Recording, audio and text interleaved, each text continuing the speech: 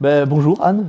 On est ici pour discuter du coup des grandes questions de la réforme du chômage. Merci de discuter avec moi. Est-ce que tu peux peut-être donner quelques grands éléments de cette réforme des allocations de chômage pour nous? La première chose, évidemment, donc, c'est la limitation des allocations de chômage dans le temps à 2 ans. La Belgique était l'un des seuls pays où les allocations de chômage étaient illimitées. Alors ça ne fonctionnait pas, ça ne peut plus fonctionner. Pourquoi? Bien déjà, au niveau budgétaire, ce n'était plus tenable. Et puis au niveau de la justice sociale, au niveau moral, ce n'était plus possible non plus de continuer. On a des travailleurs qui se lèvent tous les matins, qui travaillent, qui cotisent, qui contribuent à l'effort collectif, qui contribuent à la construction d'hôpitaux par leur travail via leur contribution financière. Et donc ce n'était plus possible d'avoir d'un côté des travailleurs qui se lèvent tous les matins et de l'autre côté des personnes qui finalement bénéficiaient d'une rente à vie sans contrepartie pour la société. Donc on est plutôt effectivement dans une vision de société collective et pas d'individu. Peut-être parce que c'est parfois une des critiques qu'on entend, une critique de est-ce que ça pourrait aggraver la précarité des chômeurs? Est-ce que tu répondrais à cette critique comment, Anne? Non, parce que pour les engagés, en fait, le travail, il est émancipateur. Et aujourd'hui, on avait vraiment fait le constat que le chômage était finalement souvent une voie sans issue.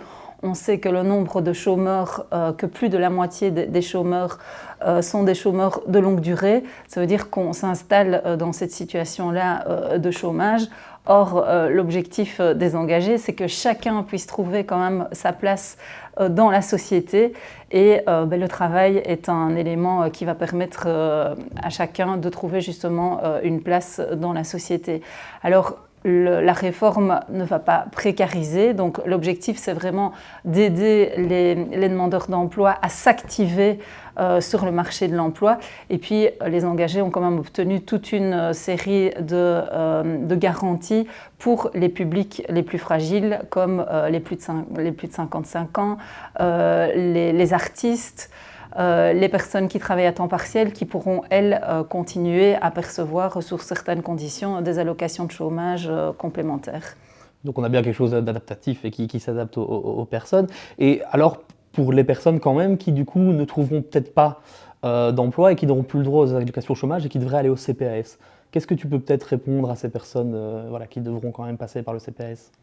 Deux choses. La première, c'est que les personnes qui suivent des formations par rapport aux métiers en pénurie seront protégées et ne seront pas exclues du chômage. Donc, si je pouvais donner un conseil peut-être aux gens qui risquent d'être exclus prochainement du chômage, mais c'est de s'activer à nouveau et d'aller s'inscrire, de consulter le forum, d'aller s'inscrire à ces formations de métiers en pénurie. On sait aujourd'hui qu'en Belgique, on a des dizaines de milliers d'employeurs qui ne trouvent pas de travailleurs et qu'on a 300 000 personnes qui sont au chômage et qui sont en attente de travail. Donc cette réforme du chômage, elle vise aussi à mettre fin à ce paradoxe-là. Et donc, par rapport à la précarité, mais non, puisqu'on ne va pas jeter les gens à la rue, donc si on est exclu du chômage, on pourra introduire une demande d'aide au niveau du CPAS par rapport aux revenus d'intégration sociale. Donc on ne sait pas aujourd'hui combien de personnes vont se tourner vers les CPAS, mais les engagés se sont battus aussi pour qu'il y ait un refinancement structurel des CPAS pour que ne pas mettre les CPS en difficulté et du coup ne pas mettre les communes en difficulté. On n'en a pas beaucoup parlé de ça.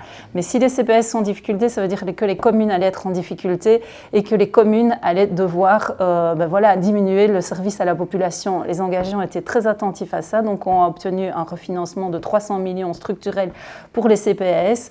Donc l'objectif, c'est de pouvoir financer les revenus d'intégration sociaux des personnes qui seraient exclues du chômage et aussi d'amener une enveloppe qui va permettre au CPS d'améliorer le cadre, d'augmenter le cadre pour permettre aux travailleurs sociaux d'aider davantage les personnes en recherche d'emploi dans leur activation. Ce qui aujourd'hui n'était sans doute pas encore toujours en tout cas la règle pour tous les CPAS.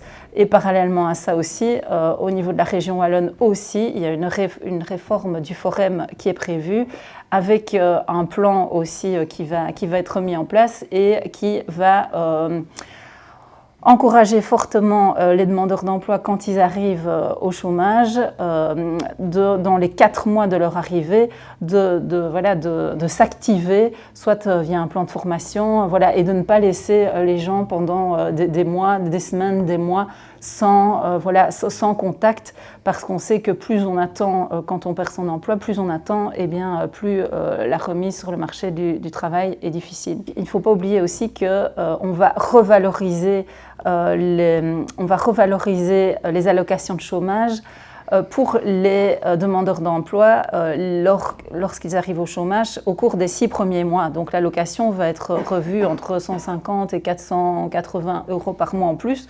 Pourquoi ? Parce qu'on part du principe que tout le monde peut avoir un accident de la vie. Et donc l'idée, c'est de pouvoir justement permettre aux gens d'amortir mieux le choc et de pouvoir rebondir plus facilement. Donc on a beaucoup parlé du coup ici de l'allocation de chômage, et peut-être que tu pourrais nous parler aussi un peu des autres réformes qui sont prévues par la majorité Arizona pour modifier le monde de l'emploi.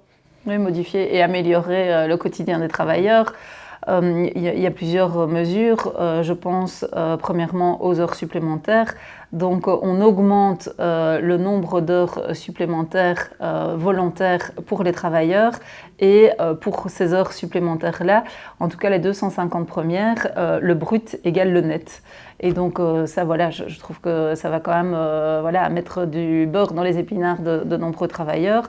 On peut aussi parler de la flexibilisation du temps de travail.